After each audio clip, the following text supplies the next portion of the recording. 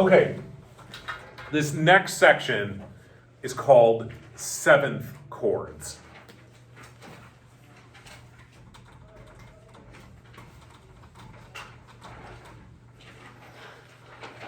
Up until this point, we've only had a triad, right? A triad has how many notes in it? Three. Now, was there a question? Go ahead. Staff paper? I do. I don't have a hole punch, but I have staff paper. Thank you. So, raise your hand if you've ever heard this term before, chords. Yeah, you think about like tying things together in a chord. I don't actually know where that term comes from. I should probably look it up at some point. Maybe you guys can go on wikipedia.com and let me know. Now, all triads are chords, but not all chords are triads. So a seventh chord is an example of a chord that is not a triad. Right up until now, we've had thirds, a root, a third, and a fifth. If I add a third on top of the fifth, what do I get? Well, you get a fourth note. Right. That's true. Is it still- Right? No, ready? A root, a third, a fifth. Keep going in order. If I stack another third on top of that, Fourth. root, a third, a fifth, Seven. seventh. That's where seventh chord comes from. I'm adding another third to the stack. So let's just take the key of C major. Let's write a C major triad. C, E, G. You can check me if you don't believe that I've properly written a C major triad, or you can trust me, because I definitely did. If I'm going to add a third on top of this, what note name do I get? You add a third on top of it? On top of this, I'm just keep going. Like I stacked a bunch of thirds. Right? B's that what note name? Yeah, what would it be? V. You say B? Yeah. Or I thought you said V, but yeah, B is correct. So here's what that sounds like. C, E, G, C major triad, with a B on top. Sounds like this. Describe the mood of those notes together. Relaxing is correct. What's that? Dark gloomy nights. You think dark and gloomy nights? Like spooky? Not just like. Just, I don't know. Yeah. Put that on a term paper. Just like. You want to see. Just vibes. Yeah. Yeah, peaceful vibes. In fact, this is a true story. Have you ever played the game Minecraft? Yes.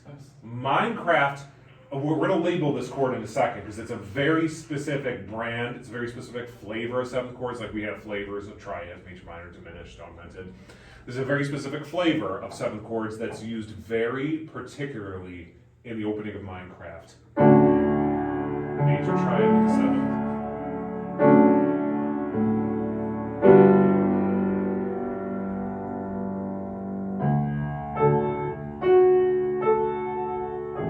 Oh, shoot.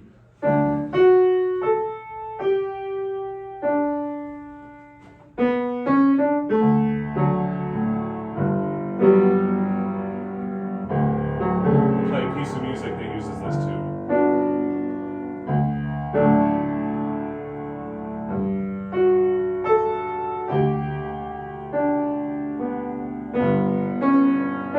Does that sound familiar at all to you? That's all the seventh chords that I've, like, it's all the same flavor of seventh chords. This is called a major seven. That's the technical name of it, and I'll tell you why. We have a major triad at the heart of it, didn't we? Didn't I set you up with a major triad? Plus a major seven from the root to the seventh. So a major seven.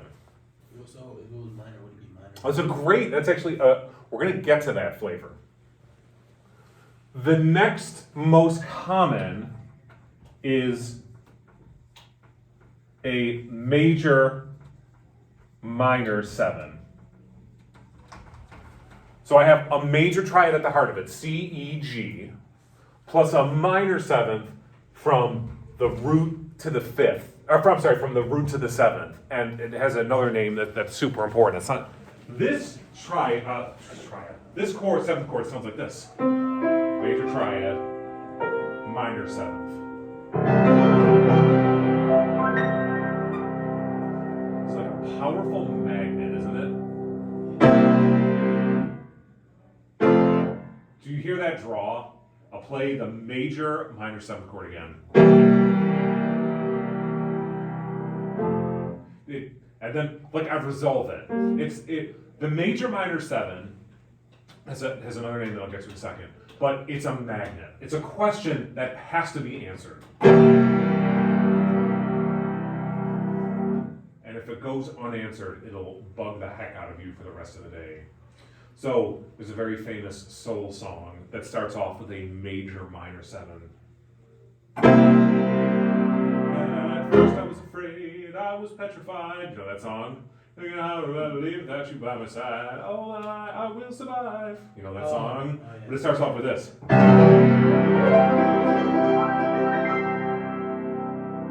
At first I was afraid. It's a heck of a way to start a piece of music by starting with the question, and then the song after that is the answer. So the other name for this is the dominant seventh, or Roman numeral 5, Roman numeral 7. It implies a whole bunch of stuff, doesn't it? Kind of, you can move wherever you need to move in order to see. You won't make me feel bad. Am I good? Yeah.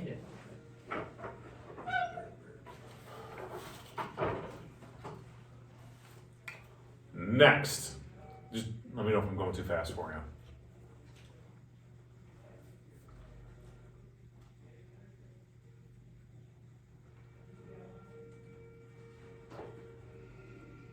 Wait, so I'm confused. Okay, The dominant seven, you said, yes, for the minor? major, minor 7. Okay. These are all the same names are all different names for the same triad. Oh, Also, if you want, I can tell you how they're constructed, but you actually already know because it's in the name. A major 7.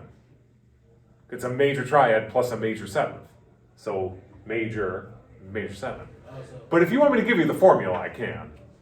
You know, major third plus minor third. I'm sorry, major third plus perfect fifth plus major 7. But I just think it's easier to build a triad, throw a 7th on top. Do you agree with me, or do you want like the real breakdown of it? Okay. The next, probably third most common, we've had major, minor. How about minor?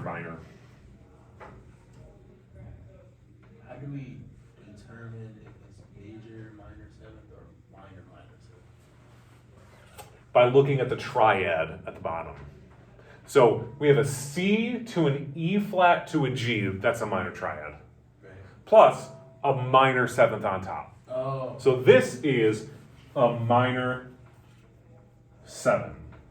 I'm not going to call it a minor 7 because there is no other version of it that you have to worry about. In jazz, they mess with all these combinations all the time.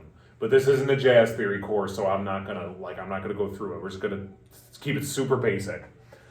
Major 7, major minor 7, minor 7. Minor triad plus minor 7th on top, and it's also very vibey. Not as vibey as the major 7, but still pretty vibes. Isn't that nice? There was a time in my life where I was on hold with Verizon for a very long time. I had since switched to AT&T and recently switched to Spectrum. But here was the waiting music for Verizon. I sat down at the piano and I figured it out. Major 7, minor 7, major 7, minor 7. It was just this back and forth.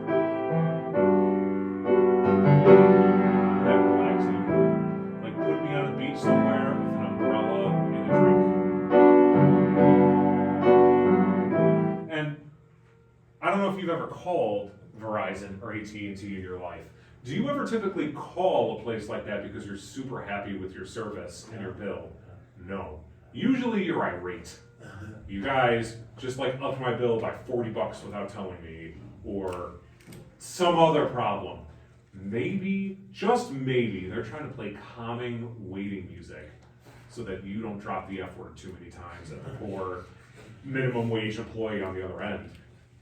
And like it works, it totally works. This could be waiting music for Minecraft.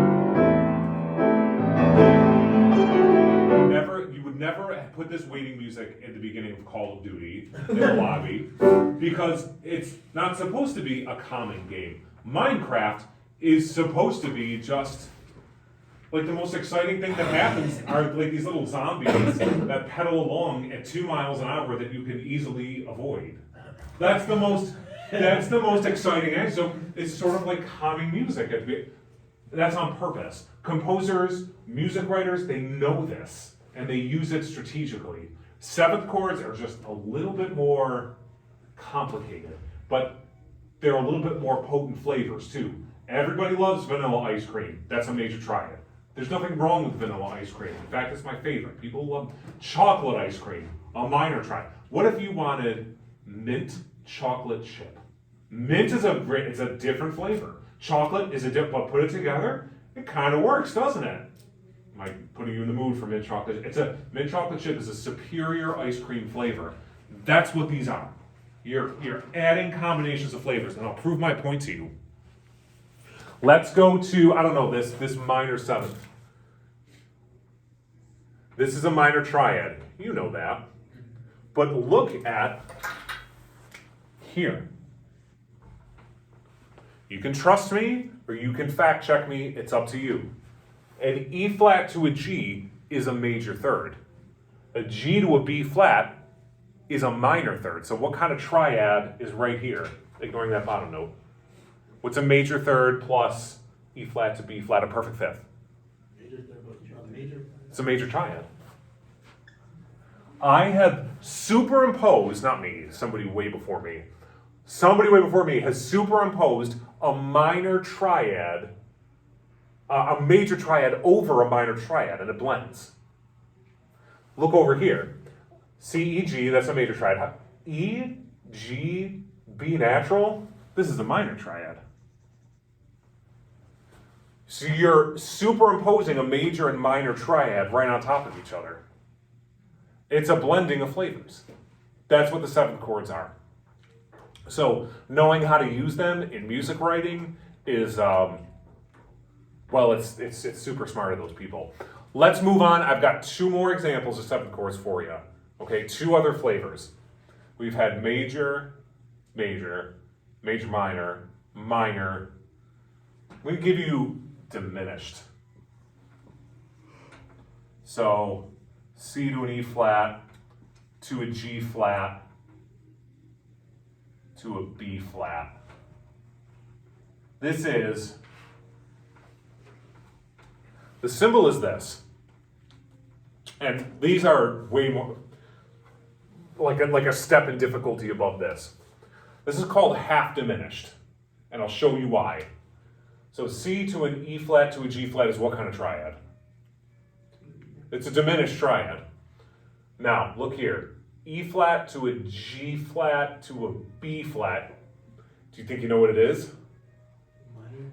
It is a minor, that's good. So I've superimposed a diminished triad underneath a minor triad, in essence. So the whole thing is not diminished, it's halfway there, it's half diminished. And you gotta write down the formula for this one because like I think it's a little bit more complicated. So diminished triad plus a minor seventh over the root.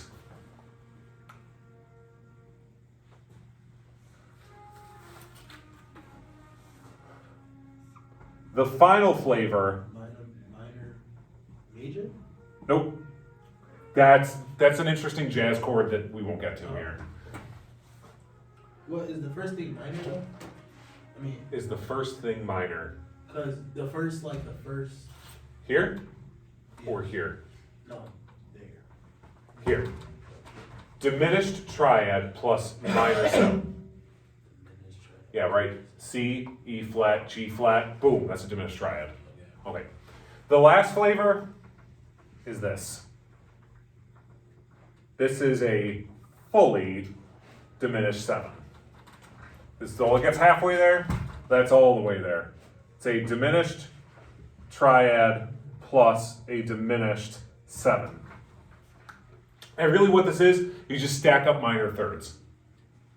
And it's like C to an E flat, that's a minor third. E flat to a G flat, that's a minor third. G flat to a B double flat, that's a minor third. And like, keep going forever. B double flat to a D double flat, that's another minor third. And like a D double flat is enharmonic to a C, so it'll keep going to infinity in terms of enharmonics. Here are what those two flavors sound like. Here's half diminished. It's not bad. Here's fully diminished. And it's a stack of minor thirds. And again, composers know this. They just, like, they know it. You can roll that chord forever. Because it repeats. C to an E flat to a G flat to a B double flat to a D double flat to an F double flat. Like, but really it starts getting enharmonic. What's a B double flat? I'm not. A B double flat is an A enharmonically.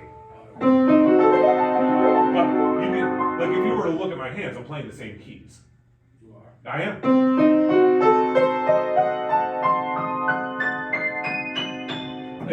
It lines up so perfectly on the keyboard that you could just roll it. I've heard okay, this might mean nothing to you, but in Tchaikovsky's Second Symphony, he's got this big old harp, and sort of as an introductory or transitionary period, he just rolls a fully diminished 7th chord. So if you want a little bit of stability and still make it sound unstable, composers use fully diminished 7. All right, so those are the 5 flavors of 7th chords that you will see. I want to point real quick to this one and sort of answer that question. Why do you think we call this 7th chord? Another name for it might be a dominant 7th, which has the Roman numeral 5 to it. Because 5 is dominant. The 5 is dominant, it's true, so it has to do something with Roman numeral 5. oh, isn't it like, what did we say about the word? I can't remember. I think I can't remember. Can you access like some of them are minor or major or something like that? Say that again? Is it? Because like they're like in like a certain order, and you're like, why is it in this order? And it was like because the lowercase ones are minor, so. Oh, okay, I see what you mean. You're right about that, but it's not going to lead you to the right answer. So I think I'm going to guide you. The major minor flavor occurs diatonically only on one Roman numeral, and it's on 5. Right? So I'm just going to play diatonic, which you all know is defined as according to the key. Great, we all know that. So I'm going to play all the 7th chords that appear diatonically in C major. Okay, you have to trust me on this. So the very first 7, I'll start at scale degree 1 in C major, which is C. C. That's a major 7. Starting on scale degree 2. That's a minor 7. Scale degree 3. That's a minor 7. That's a major 7. And that's scale degree 4. Scale degree 5. Ooh, there it is. That's my major minor 7 on scale degree 5. Scale degree 6, minor. Scale degree 7, half diminished. And then I'm back to 1 again. So the only scale degree that major minor appears on is Major 5. 5. The only scale, when 5 is translates to Roman numeral 5, which means dominant. That's why it's like, oh, just play dominant 7. As soon as someone tells me, like, oh, play F dominant, no problem. And then I automatically know where that's going to resolve to its 1. If you can set 5, you can figure out 5, 3, 2, 5, 5, 6, 7, 5, 3, 2. So give me a note name. G. Mr. DeVries, play G dominant for me, no problem. I know where it's going to resolve to because G is now 5. And you can change keys with no problem, really. So let's say I am playing at church, and communion is taking, this happens all the time, communion is taking forever. Give me a good communion song that we sing. Take and eat.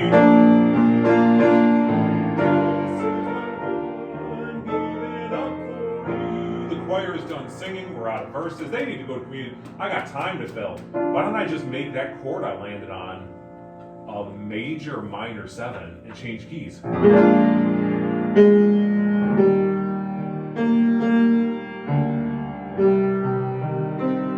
So, like the dominant 7th is useful for getting around to other keys on the circle of fifths when you're improvising.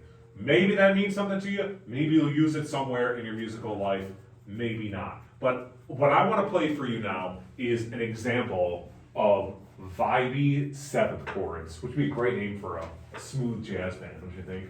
Yeah. So I'm going to end the video.